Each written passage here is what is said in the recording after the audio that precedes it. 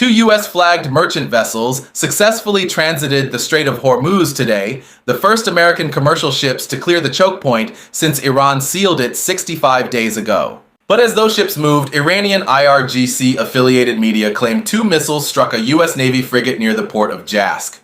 CENTCOM denied that any U.S. ships were hit. Day one of Project Freedom began, and the world is watching whether this is a breakthrough or a trigger.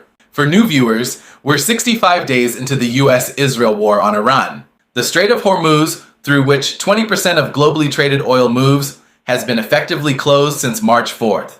Iraq, the only major producer with viable land bypass routes, sits at the center of whatever comes next. Yesterday, President Trump announced Project Freedom, the U.S. military effort to help commercial ships exit the Persian Gulf. This morning, CENTCOM confirmed two guided missile destroyers are operating in the Arabian Gulf after transiting the strait, and that two U.S.-flagged merchant vessels are safely underway.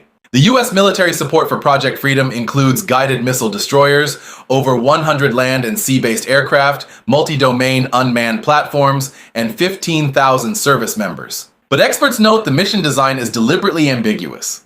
U.S. warships have previously been described by Navy officials as operating in an Iranian kill box, filled with anti-ship missiles, drones, fast attack boats, and mines. Iran's response was immediate and contested.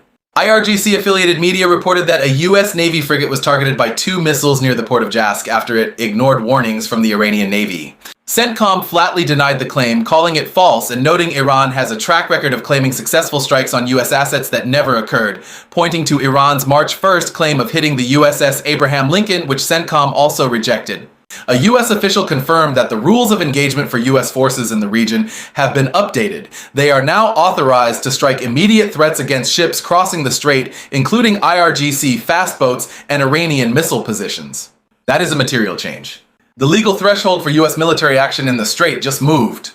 Oil prices rose and stocks fell on renewed concerns about the safety of transiting the waterway. As of early this morning, Brent crude sat at $115.01 per barrel, up nearly $4 from yesterday and roughly $55 higher than a year ago. U.S. gas prices have surged from $2.98 per gallon before the war to $4.46 today, according to Ali, with one oil market analyst telling CNN that failure to reopen the strait within a month could push prices to $5, matching the all-time high from 2022. My read on this: Project Freedom Day 1 produced a partial success and a near confrontation, and the combination of those two things is more important than either alone. The fact that two U.S.-flagged merchant ships got through is real. The U.S. military increased its presence in and over the strait, providing what one naval analyst described as reassurance to commercial vessels attempting to transit. But the IRGC's response, claimed missile strike, denied by CENTCOM, plus Iranian media reports of destroyers turning back, tells us Tehran has not accepted Project Freedom as a fait accompli. Iran has consistently insisted that any vessel transiting the strait must pay a toll and follow routes approved by the IRGC. That condition has not changed. Here is how this connects back to the chain we track every day. Hormuz closed, Iraq as the only viable bypass, Zaidi as the US-backed PM-designate. American oil majors waiting to sign formal contracts, petrodollar defense, IQD trajectory. Oil futures climbed even after Trump announced Project Freedom, a sign that the market is not viewing this effort as a game changer yet. Shipping executives remain unconvinced that risk has materially declined.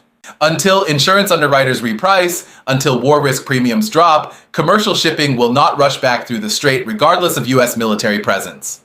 That keeps the land bypass story alive. Iraq's northern corridors, the Kirkuk-Ceyhan pipeline, the Basra-Haditha build, the Jordan and Syria truck routes, remain the only functioning alternatives for getting Iraqi and regional oil to market. The Iraqi oil ministry has stated that the Kirkuk-Ceyhan pipeline repair is in its final inspection phase, with resumption possible at up to 600,000 barrels per day. That is the single biggest near-term unlock in Iraqi export capacity. And none of the U.S. oil majors, ExxonMobil at Majnoon, Chevron at West Qurna 2, and Nasiriyah BP at Kirkuk, can sign formal production contracts until Zaidi forms his government. No cabinet, no signatures. Zaidi has 25 days remaining within his constitutional 30-day window, and experts quoted in The National this week say formation could come faster than expected because parties want votes in place before the Hajj break and the end of the parliamentary legislative term. Here is where every signal stands as of the end of May 4, 2026. Signal 1, Zaidi cabinet formation advancing, Kurdish consultations complete in 6 days. Both KDP and PUK backing confirmed. No cabinet list published yet. Sunni ministry negotiations are the next gate. Experts from the National and the Century Foundation project formation could happen faster than the 30-day deadline.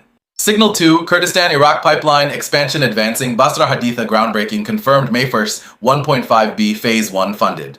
KRG pipeline running at approximately 340,000 BPD. Kirkuk-Ceyhan repair in final inspection phase. Up to 600,000 BPD possible when complete, per the Iraqi oil ministry. Signal 3, CBI dollar auction, black market spread in progress, official rate stable at 1.310 per USD. Baghdad parallel market, Al-Kifa al-Harithia, quoting approximately 1,549 per 100, a gap that reflects ongoing political uncertainty. No new CBI dollar auction data today. Watch for spread compression as the signal.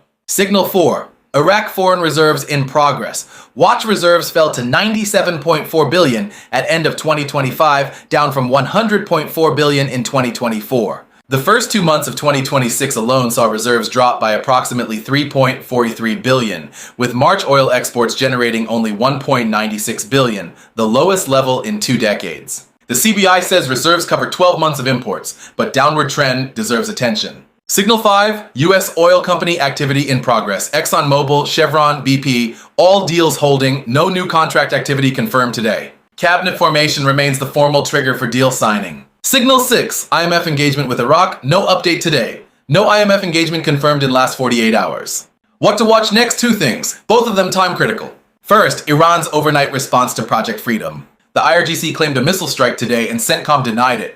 The updated rules of engagement now authorize U.S. forces to strike immediate threats, including IRGC fast boats and missile positions. If Iran confirms an attack or the U.S. acknowledges a confrontation in the next 12 hours, the ceasefire framework is effectively over. If both sides stay quiet, Project Freedom continues its measured advance. Second, any leak of Zaidi's Sunni ministry allocations. The Kurdish sweep is done.